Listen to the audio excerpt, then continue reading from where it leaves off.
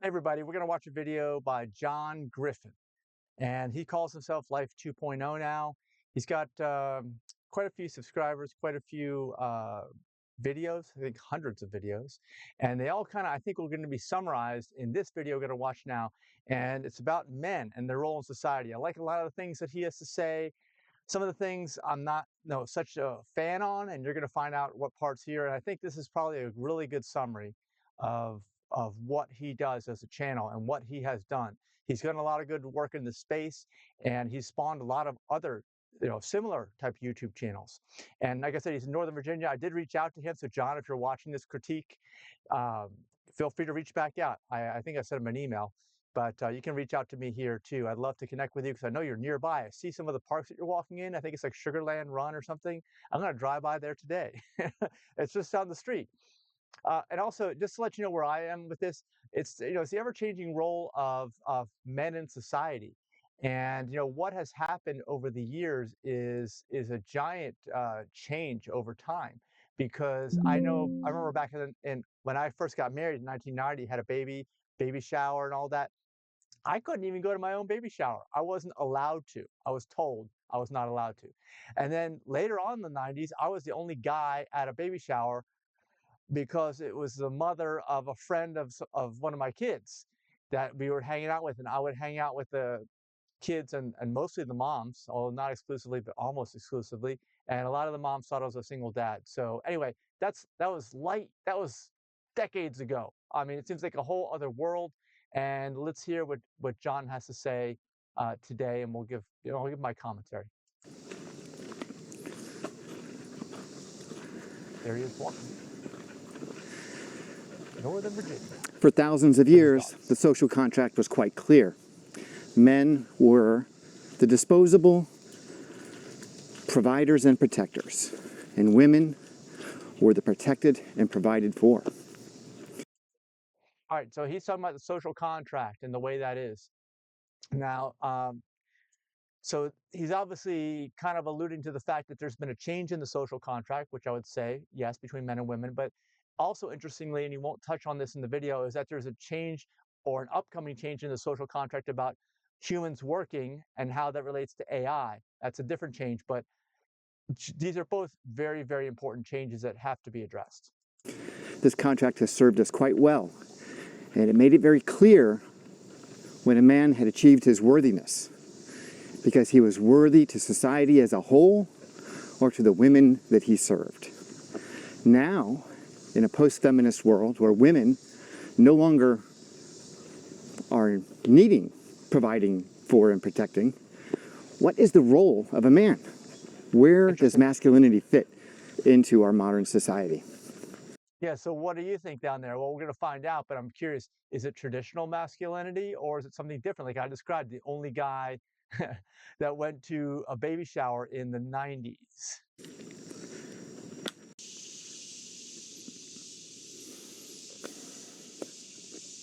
Walking his dogs around. He's got a drone that follows him a lot in When the I was a video. young Pretty man, cool. probably in my late teens or early 20s, I remember being at the grocery store and somebody hit me in the backside with a cart. And I turned around to see a kid there pushing the cart, and he looked shocked and concerned because he had just run into me. And his mother was trailing behind. And when she got to him, she scolded him and said, "Hey, little Johnny, whatever his name was, be careful, you hit that man with your shopping cart." An unremarkable event. It happens all the time. But what happened on that day was the first time an adult woman called me a man. It felt awkward. It was like, who is she talking about? Man. I'm like 19 years old. What the hell? Man Pretty funny. felt like a title that had to be earned. And for her to use that term to describe me at that stage in my life felt incredibly inappropriate. It felt out of place. It didn't fit. It didn't fit. Actually, I'll say from my perspective, in my 20s, kind of, younger age, it wasn't even that. I felt the same way. Well, I didn't feel the same way. I was raising a kid starting at age 20, got married early. Yes, I know early. And The thing was, I looked like I was in high school all through my 20s. I started not looking like I was in high school maybe in my 30s, I think. I've always looked kind of young. And, now I'm 55. So even if I felt like I was a man, others didn't. It's judging a book by its cover, at least for me it was. And in John's case, I guess he just felt like he maybe hadn't accomplished anything in his life yet. Men are made through their behaviors, through their choices, through their lifestyles. We do this because we need those guys to have honor, loyalty, and integrity when it matters most. That's what we need. Women do not have that trial that they need to go through. They do not need to move through the stages of development that men do. I'm not sure. Women can remain juvenile their entire life and be considered quite attractive and enjoyable and pleasant. And they can live successful lives at that level. Men do not have that option. Well, he's also talking about straight men here. So obviously, right away, he's talking about from a more traditional standpoint. I think gay men probably can get away with that, I would think. At least maybe the gay man who plays or who takes the role of the female in the relationship. You don't grow up, if you don't start taking responsibility, if you don't make a way for yourself in the world, no one else will. You will not find your place. You will be ostracized by other men. End of story. You will not be accepted into the community of men. Okay, not accepted into the community of men. I guess, like I said, straight men. But then again, there's also the concept of um, basically, incels, involuntary celibates. Almost lost that word, almost skipped my mind there. But those men don't want to fit into all that and have kind of given up. So I don't know if we'll touch on that here or not.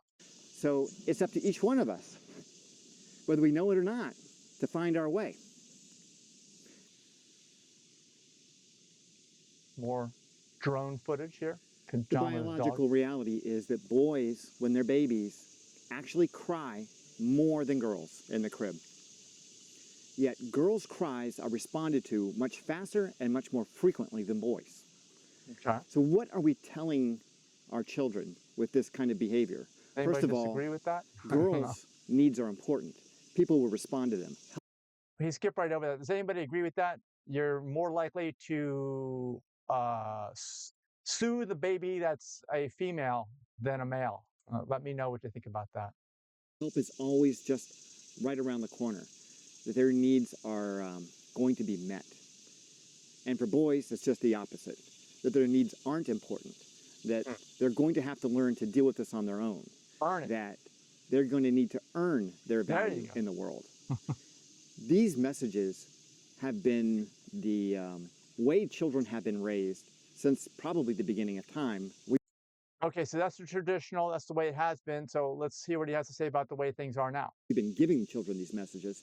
And the reason we do it is because society needs that boy to be ready to put a bayonet on the end of a rifle and charge up a hill into oncoming crossfire or machine gun fire. In the past. This is what boys have to do.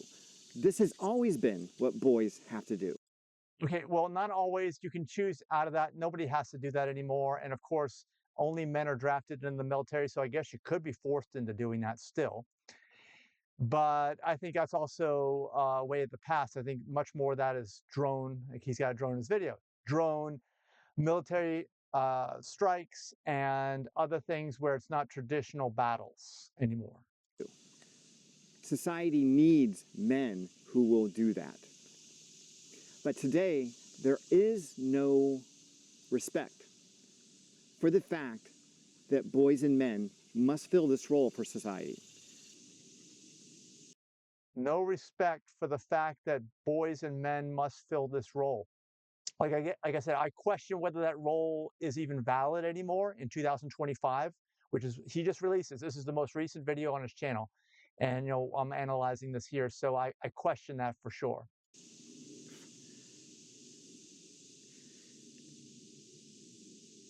There he is. With In the his dog. medieval courts where knights and princes and kings reigned, they did have a very specific way of identifying boys and men.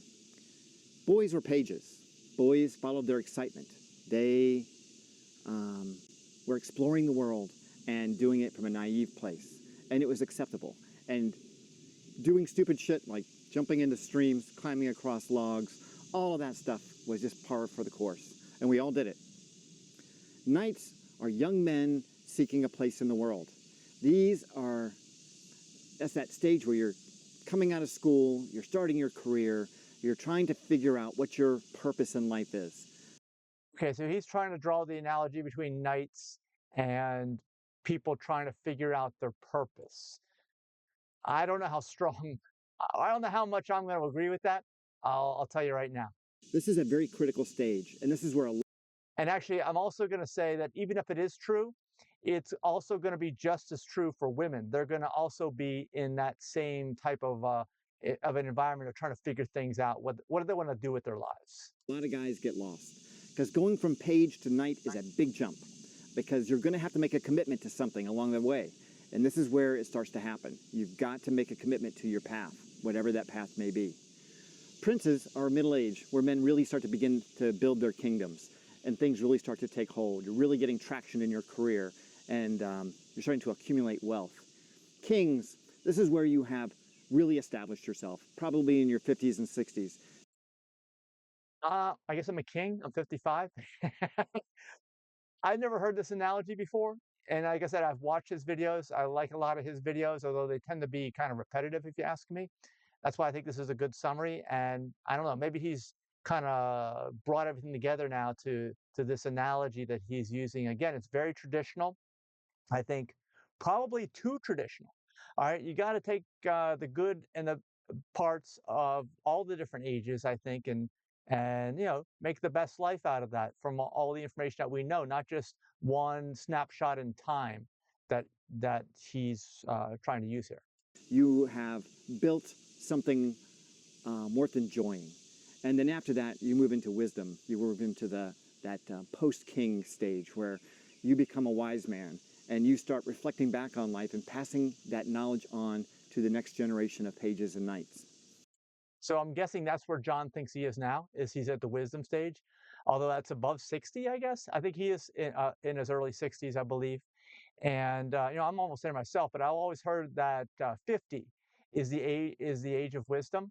But maybe since people have lived longer now, and they do, or they tend to, although newer generations tend to have shorter lifespans, and it seems to only be getting shorter, but that's for other reasons. Not a cat guy, a dog person. In a recent survey, young guys, teenagers, were asked, what does it mean to be a man?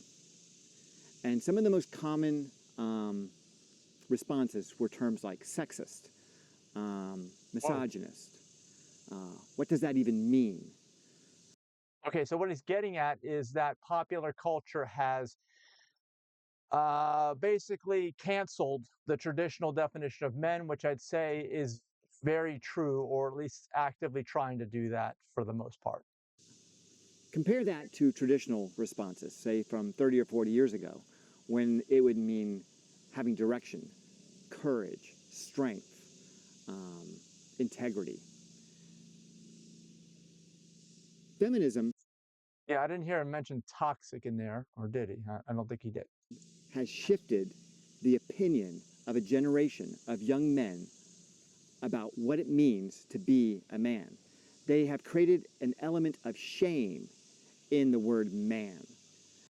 All right, now this is a big theme in his videos, a lot of the red-pilled videos as well, a lot of that, the red pill people, they basically say that feminism is the problem. And, I guess feminism was good up to a point, and now they've gone too far. And whether that's true or not, I'm not so sure, because that's basically you're taking your problems and you're blaming someone else for them to a large degree from a sociological perspective. And this cannot be allowed to persist. This must be changed because Okay, now he says it cannot be allowed to be persist, must be changed. Does that mean you're going to stop blaming other people for your problems?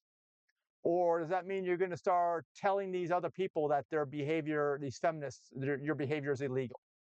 There is an enormous need for men today. And masculinity, I would argue, is probably the ingredient that is most missing from most people's lives, certainly from most men's lives. All right, now I would agree to that, especially from a child rearing perspective. Now, like I said, back in the 90s, when I was raising kids and I was married at the time to someone else, and had all that, I was like the only guy. I was the only guy participating. If I look at traditional roles for men, which kind of I was in that in the 90s was like the last traditional decade, I suppose, and actually before social media and all kinds of other things. Had that role, and I was the only guy doing these things.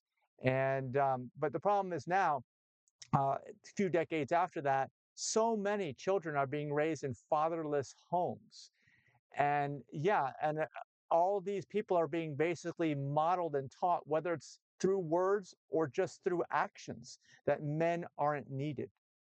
This is a big problem. Like I said, I was the one in the 90s who was kind of stepping out there, and I was considered kind of a freak, I guess, because I was doing that. People thought something was wrong. I was divorced, single father, whatever. Oh, poor Mike, you know. But I wanted to spend time with him. I felt like my influence, however imperfect it is, just like everyone, was valuable. And nowadays, men are simply treated as something like a relic from the past, I'd say. That's why I don't necessarily know if I like the way he describes the royalty there, different levels, but men aren't a relic from the past. They're relevant today.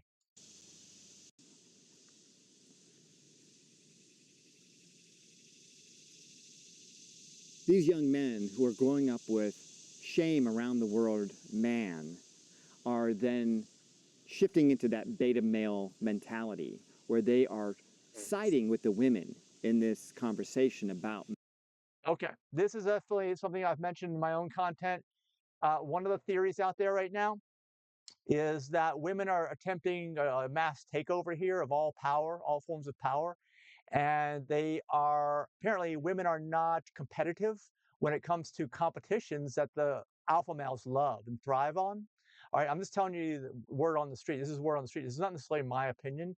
But anyway, the beta males are siding with the women, like John is saying here. And what's happening is probably a trap of some type where the women are kind of grooming the beta men to on their side and working together until the women take the power from all the men. And it's the only way they can get power over the alpha men. And then they will cast aside the beta males as they've already cast aside the alpha males. And then that's how that would end. I don't know if John's going to get into that or not. Masculinity. And they are trying to make themselves more attractive to women by aligning themselves with women. But there was this interesting experiment where the men and women were divided up into different teams, and there was some objective. And what the women did, I think it was maybe on the show Survivor. Yes, this is exactly what I did a short video, I believe, on this about a month or so ago. And I think he's going to comment on exactly that situation. Let's see what he has to say. The women allied themselves with the beta males. They got the beta males to be on their side because they knew that in a fair fight, men versus women, they were going to lose. So they needed some men on their side. So they got the men in on their team, these beta guys. He didn't focus too much on, but the women were not competitive with the alpha males. If you took a true alpha male in the traditional sense, right, that is a dominating person that is incredibly competitive and is going to win at all costs. And if you take a traditional female up against an alpha male, what do you think is going to happen? And combined forces, they were able to beat the alpha males. And then once the women and the beta males had beaten the alpha males, Here's the airplanes. the women deleted or destroyed. One thing I don't like about this area is all those airplanes flying in the Dulles airport. I can hear them there in John's video. Eliminated, I should say, the beta males, and they won the game. This is what's happening to us in society. These beta males are aligning themselves with women, and they are turning their back on masculinity, thinking that it's going to be an advantage to them in some way, that they're going to somehow come out ahead in the end. Okay, now that's different. Like I mentioned how I was involved in my children's lives in the 90s when they were young, and I felt like there was value there. I had something to offer, right? I wasn't, even though I'm not an alpha male, I'm a sigma male. Okay, let's get that straight first. So sigma is different than beta or alpha, but I wasn't aligning myself with the females. I was just there because that's where I needed to be with the kids in a social environment. I don't, I wouldn't consider that to be the same as what apparently is going on now. But the reality is the women are just manipulating them because that's what women do by nature. And I'm not saying that's a bad thing. That's just He's saying that women by nature manipulate men. Let me know what you think about that in the comments. who they are. And they're going to put you in service to them. At the end of the day, you are going to spend your life living for the benefit of a woman. You're not doing this as a provider and a protector, which is an honorable role. Okay, he's saying provider and protector is different than living your life as a benefit to a woman. I wonder if he's going to go into more detail. I have a feeling he won't, but that right there sounds kind of strange to me. But as a slave, which is not an honorable role, or as an indentured servant, you're going to be indentured to her, and she's going to control your behaviors through her manipulations of sex and emotion and all that other bullshit. So beta males, if you're out there and you can identify yourselves, you need to recognize this and understand that it's time to make a stand. Okay, I do think that there's some truth to what he's saying, if not a lot of truth to what he's saying. And I do see the way people are being raised now, especially the younger generations that are into adulthood now, like the Gen Zs and Gen Alphas. If they're beta and they're incels, you got to be super careful. And as I've talked about in some of the analysis of some of these videos recently that I've been doing, you if you're a guy, just don't even worry about dating until you're at least 30, because everything is going to feel terrible to you and you're going to feel like you want to have some kind of low level, I guess, alliance there as opposed to having nothing. But it's better to have nothing in your 20s, and then you'll be able to have the life you want by the time you're 35, 40, and really have peaked in the dating market. You've got to set boundaries. You've got to be a masculine man. You've got to stand up for yourself. You know, and when I'm talking about alphas and betas and how that's made, an alpha male is made when he creates his own kingdom, when he is the creator of his world, and he is pursuing his dreams, and he brings people along in a compassionate and strong way to help them achieve their goals. He's always willing to lend a hand, give a hand, a leg up for people. He's always willing to be compassionate and kind. But it's his world, and she's just living in it. And she needs to understand that because her role in that world. Okay, his world and her world, like you said earlier, I almost feel like he has decided that somebody has to be in control. One of the sexes in the war and the battle of the sexes has to be in control. I don't know if I agree with that. Another thing is that he doesn't mention sigma males. Yeah, there's alpha, who's, top dog, and there's beta, who is just, kind of shy, and then there's sigma in the middle. Sigma kind of gets the results of an alpha male, but looks more like a beta male. World is critical to him, and there's a balance of that masculine and feminine that exists, and his desire and need to provide and protect can only be fulfilled when she is present, and that's what's missing. That's the purpose that so many of us are missing in our lives. Okay, so he is saying that a man does need a woman. Of course, he's talking about heterosexual relationships, and that the man will be able to achieve what he wants to do, his mission in life, with the right woman. And I would agree with that. I certainly would agree with that. And I do think that the way culture is today, you call it feminism or whatever else you want. I wouldn't even necessarily call it feminism. It's just someone who wants to do what they want to do and they don't want to work with somebody. And it's my life. It's I have the rights to do this. And you know, if I don't like the way things are going, I just go find something else. Everyone's kind of autonomous. Everyone can kind of support themselves these days. You know, there's no discrimination there. And because of that, you don't really find people that are willing to work as a team, that are willing to evolve and work as a team. And I would agree with that if I phrase it in that manner. And women are missing it too. You know, they think that they're providing and protecting for themselves, but they get to that point in life where they're discovering that they're not fulfilled by their career, and they realize that what they really wanted all along was to have a family. And in order for them to have, I don't know about that. I think there are some people that don't want to have kids, uh, and that's okay, you know.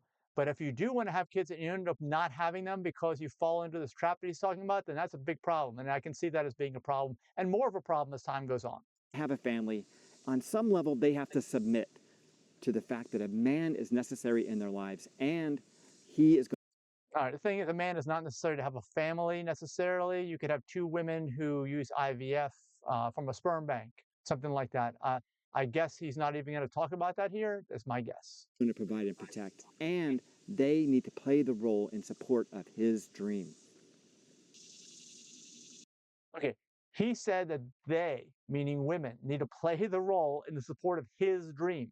Now, women can have dreams too, and they should go for them, and the man should help them if they have a man with them. So I think it goes both ways. But if a woman has acknowledged that, hey, I'm not the top dog here. I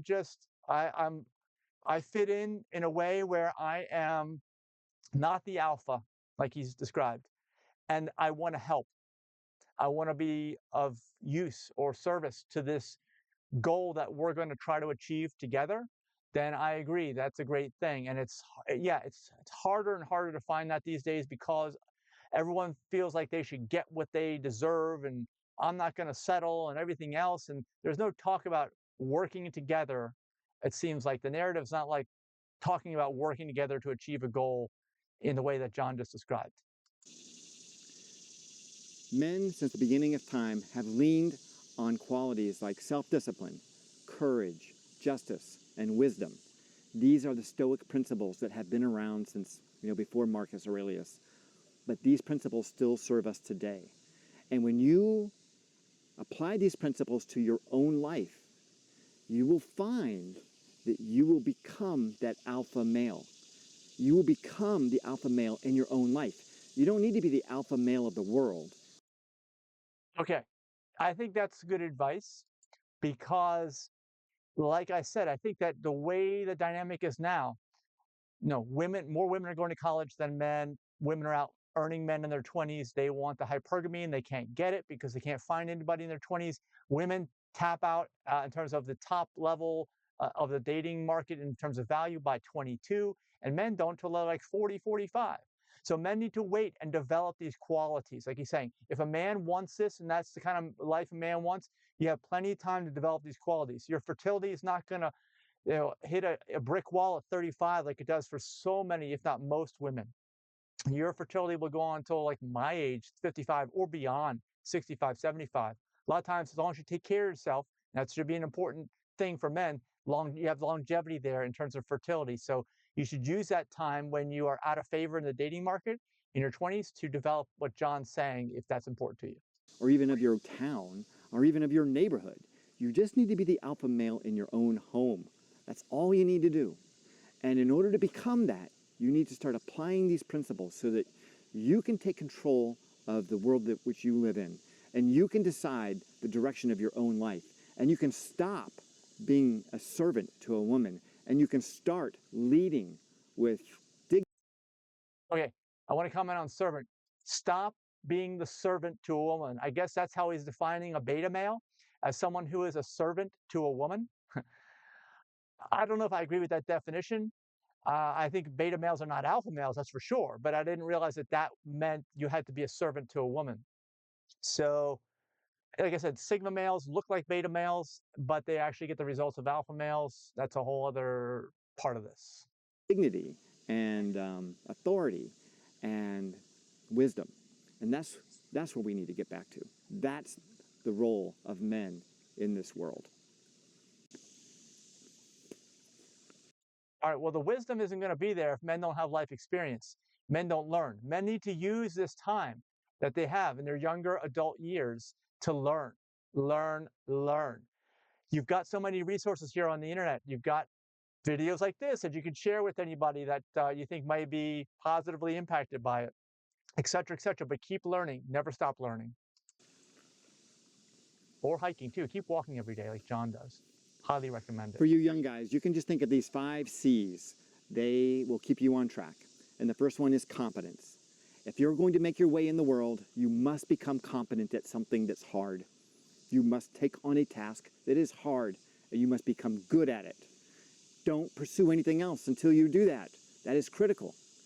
Number 2, That'll help in so many ways, including just the fact that Gen Z and Gen Alpha feel lost in general and don't even want to feel like they fit into the work world. But yeah, you got to be a master some kind of craft. you've got to have character. That means honor, integrity, loyalty, courage. That's the next one. But you've got to have those qualities working for you all the time.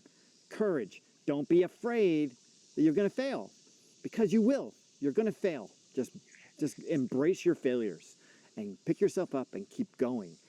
The greatest men of all time have failed many, many times before they achieved their greatness. So with every failure, If not way more times, it's mostly failures. You learn fast. Don't stop learning from your failures. Don't be afraid to fail and learn as fast as you can. In my opinion, that's good advice. just realize you're getting closer to achieving your own greatness. Do not allow it to throw you off. The last 2 are compassion. You've got to make yourself of service to others. You've got to put yourself in a place where you can help other people. This is the critical element that so many people are missing these days, and men in particular. That competence and character and courage get you a long way, but without that compassion, you are going to fall short. You're never going to feel that sense of fulfillment, because it's only in finding purpose and helping other people, helping others achieve their goals, do you find your purpose. So compassion is critical. All right, that's something that, we have a nonprofit, if you don't know, a plantbaseddiet.org, and it's kind of led by me. And I think back to the relationship I was in before when I was raising my kids, and with that person, uh, this is something that's bigger than myself. The work that we do in terms of taking control of your health in a time when almost everyone's chronically ill once you're over 50 years old. And you really have to be open-minded. And even Denise struggles with this at times. But I will tell you, I'm the one that keeps moving forward regardless, because I recognize how important this kind of work is. And yeah, I think that's incredibly, incredibly important, because it's anything but comfortable, and you have to learn, to get comfortable with being uncomfortable. And then finally, confidence. That means you're not seeking validation from anyone. Confidence means that you are a self-validating man. All right, the only thing with confidence is it also is where the con man term came from. So you really need to be confident in something that is truly worthwhile. I heard, that word grift. It's not a grift. It's like people use that word all the time for everyone and anyone who does something they don't agree with. It's a grift. They're gaslighting you. They're a narcissist. But you need to be very careful with this confidence, because even confidence can be used inappropriately. You're not looking externally for motivation. You're not looking externally for validation. Those are 2 things that occur inside you. You know who you are, you know what you want, and you know how you're making progress, and you're always moving forward. So you're not looking outside for motivation or validation. You are a confident man. If you can apply these 5 C's to your Yeah, I will tell you that, even with the work that we do, it's so easy to get down when you see that the progress is so slow, and you need to choose your friends wisely. That's another thing. What John's saying, society isn't just going to suddenly change the way John wants it to be, with the snap of your fingers. It's not going to happen. But you need to choose who you hang around with, because what John's saying, it is noble, to strive for these things if you and your partner both want these things, but you still need to surround yourself with people that are not going to impede you, because the world is so messed up right now, so out of balance, and because of that you need to be more focused on this kind of stuff than ever. Your life, if you can use them to get yourself started in the world, I guarantee you, if you continually apply them, you will succeed. You will find success in your life. You will achieve fulfillment. And that is what men are looking for. Having purpose, being fulfilled, and living a life that you can be proud of. So that All right, having purpose, life purpose is true for everyone, including women, okay? This is not a men only thing, and the women, their purpose needs to align with the man if you're going to be a good team, working together, in my opinion. when you are lying on your deathbed, you are not reliving the life of Ivan Ilyich, I think that was his name. It was one of Tolstoy's books, where he was lying in bed, in his deathbed, and his last thought on this planet was, I wonder if it's all been wrong. I wonder if I've lived my life wrong. Think about that. Think about that just for a moment. You don't want to die with your music in you. You don't want to die living a life for someone else.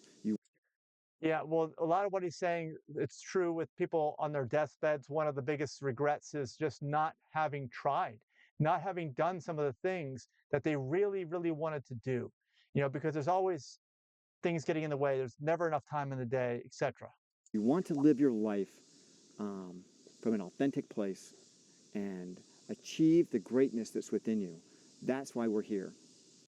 Okay, and he's not saying it here, but I'm going to say that a lot of what he's alluding to is that what you're working towards as a man, and something that women want to be in relationships with men that are doing, is something that's greater than themselves.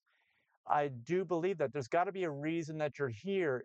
Otherwise, you're going to start to feel like a lot of the younger generations are, Gen Alpha, Gen Z, because it seems like AI is taking over and these are boring jobs anyway. Who wants to do them? It's easy to get trapped into that. You really got to put some thought into this.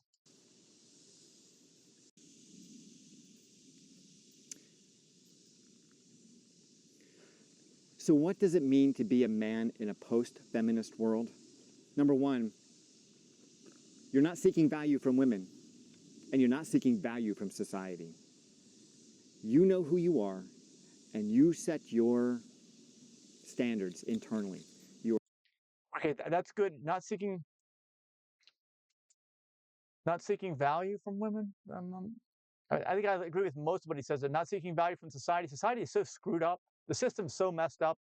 A lot of these videos that I'm commenting on and my own content, I think that's a theme for just about everything. That's why we have to do this work with our nonprofit, actually, because things are so screwed up. So you got to look at it with an optimist point of view, though, not a pessimist, because I think the pessimist view is like, oh, all men are toxic, right? They're just going to get their anger, although men do get angry, but sometimes anger is incredibly justified and motivating properly in the correct direction, okay? Not always, but sometimes. And these are attributes that can be funneled and channeled to improve society, I think. You're self-validating and self-motivating. You know your value going in, and you know the value you're going to bring from this life. You're not needing a woman to tell you that you're good or valid, and you certainly don't need society to do that for you either. Okay, not needing a woman to tell you if you're good or valid, I think you don't need that, like he's saying, but sure, it would really help as a great motivator if you found and stayed with a partner that genuinely wants to fulfill that role with you as an individual. Remember, women are born and men are made. Women are born as beautiful. It's fine. I'm fine with that. I'm fine with that. Especially in a feminine role, I think that they deserve to be provided for and protected. But men being made is also a beautiful thing because it inspires us, it motivates us, it pushes us forward to achieve, to become the best that we can be, Sorry, I really get distracted by those airplanes. I'm like a highly sensitive person. Call me a beta male if you want. Okay, but this is one of the reasons I don't like this area is because of those airplanes flying in Dulles Airport. Even when I lived in Poolesville, Maryland, that was north of Dulles, and they used to fly straight south from there. But I'll try to concentrate now on what he's saying and try to block that out. Squeeze every little bit out of life we can get. And that is a wonderful, wonderful place to be, because the challenge is unique to you. The challenge is yours. You set the parameters, you set the goalposts, and you drive yourself to achieve what you can achieve. Okay. Also, this assumes that you, as a man, are going to properly set goals and not get distracted, not get, trapped into a life of substance abuse, substance addiction, et cetera, but properly set goals. By the way, if you want to know, I have a book called Live to 150, liveto150.org. There is definitely a chapter in there about proper goal setting. So important. You have to do that. It's not just going to drop into your lap. You've got to develop this thing yourself. It's your own life. And each of us, each man, is playing his own game. It's internal. It's something that we desire. Okay, he talks about the gamification. Yeah, guys like that. I kind of even look at that. In recent years, I'd say with Denise, she'll say, if you ask her, one of the things I say regularly when things don't work out, because failure happens all the time, right? I mean, you just got to work through that, is they got me. They got me. Like they're out to get me. And it's, in a way, it's a gamification. But, it properly motivates me to do better and to keep going after this rather than fall into some despair and depression downward spiral. Winning is determined internally, not externally. Say that's true. Everything is internal. Your internal talk, your internal conversations. That's why it's so important what you not only feed your body in terms of food, but with your eyes and ears. And thank you for watching this, because it acknowledges anyway that you believe that this is some valuable content. And I think it is. So yes, the world has changed with feminism. There's no question about it. But despite what women will tell you or what society will say, masculinity is not toxic. Weak masculinity is toxic. Weak masculinity is toxic. I guess in 2025, yes. In the past, I wouldn't say that, but it's constantly changing. He's like talking about society has problems. With our nonprofit, we say now one of our slogans is that we're improving society for future generations. That's what we're doing. We're improving it. We realize it's bad. We realize this is screwed up, and we need to work on it. Beta approaches to relationships and beta approaches to masculinity, that's toxic. Submitting yourself to the approval of others is toxic. And that's what the beta mentality is. Submitting yourself to approval of others. In other words, if the people you choose to surround yourself with don't agree with you, then you're just not going to do that thing. And if it's a really good idea, that's too bad. This is one of the reasons why I say, yeah, in an ideal world, that's what John says is correct, and make sure you don't do that. But in the real world, when you got 4 out of the 5 people that surround yourself saying, don't do this, I would never do this, and they're just not very wise, they're not very intelligent, they are, let's say they're full of anxiety, okay? You don't want to surround yourself with those people. Those people, I don't care if it's male or female, that's why it's so important that you become like the 5 people you hang around with the most. Choose your friends, your acquaintances, whether it's in person or on the internet, wisely. True, healthy masculinity. Alpha masculinity means that you are playing the game by your rules. You have your own goals, your own Okay, I'd say it's also true about Sigma masculinity, Sigma males. desires, your own level of fulfillment. You are the player, the referee, and the scorekeeper. This is your game. You play it the way you want. And when you get into that mentality, you become alpha. That is the ingredients of an alpha male. Doesn't matter how big you are, how strong you are, how deep your voice is, how big your dick is. It doesn't matter. What matters is you're playing your game and you are playing to win. That's what matters. All right. Well, let me know what you think in the comments of this video and my analysis. I think he's got a lot of good points here, like he does in many of his videos. And I'll have the link down below where you can check out this video and other ones of his channel. I'm a subscriber of his channel. I highly recommend you subscribe to his as well. And John, if you're out there watching this, feel free to contact me at any time. I'd love to meet up because I think we have other things in common besides just that this is a very important issue. Even if we don't agree 100%, I think, you've heard that term iron sharpens iron. I mean, I think we could be great neighbors over here if you want to reach out to me. And in terms of you just as a viewer anywhere on the internet, I'd love to hear what you think about this. And if you think John's right, if you think I'm right, if you think we're both wrong, just let me know down in the comments. And if you've gotten this far, please give us a like and be sure to subscribe. And can't wait to see you watching the next video.